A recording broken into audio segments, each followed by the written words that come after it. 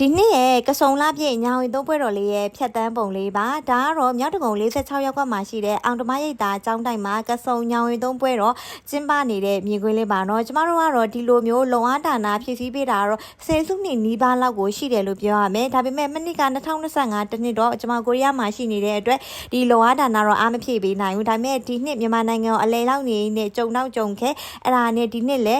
ခါနာနေတဲ့အတော်တွေကျမကြီးမကောင်းတဲ့အတော်တွေကနေပြီးတော့လုံအားဒါနာကုသိုလ်အရန်လို့ကျင်လို့ဖြည့်ဆည်းပေးခဲ့ပါတယ်ခါစီလေးပတ်ထားတာအတွက်အမြင်မတော်ရင်တော့ sorry ပါနော်ကျမကခုရပိုင်းခါဆနာနေတာဆိုတော့လေ9မိနစ်လောက်လမ်းလျှောက်ရင်တော့ခါနာပြီးအဲ့ရထဲမှာနားရတယ်9မိနစ်လောက်ထိုင်ရင်တော့မှခါနာပြီးတော့အဲ့ရထဲမှာနားရတယ်ဒါပေမဲ့ဒီနေ့ကုသိုလ်အရန်လို့ကျင်လို့ဒါသွားရတယ်ခါစီလေးစီးပြီးတော့ဒါနဲ့လေကျမမြန်မာဝတ်စုံမဝတ်လို့ကျမအပြစ်တင်စောနေတယ်လို့ကျမလေရန်ကုန်မှာမြန်မာဝတ်စုံ2စုံပဲရှိတယ်ကျန်နေရတယ်အကုန်လုံးအရင်ကတည်းကပေးပြလိုက်ပြီးအဲ့ဒီ2စုံရတယ်တစ်စုံကမတော်တာလေတစ်စုံကဟိုနေ့ကဝတ်ပိတာတွေဖြစ်တယ်ပြီးတော့နောက်ခုကျခါနာနေတော့ကျမဒီနေ့ပေါ့ပေါ့ပါပါပဲဝတ်လိုက်တာနော်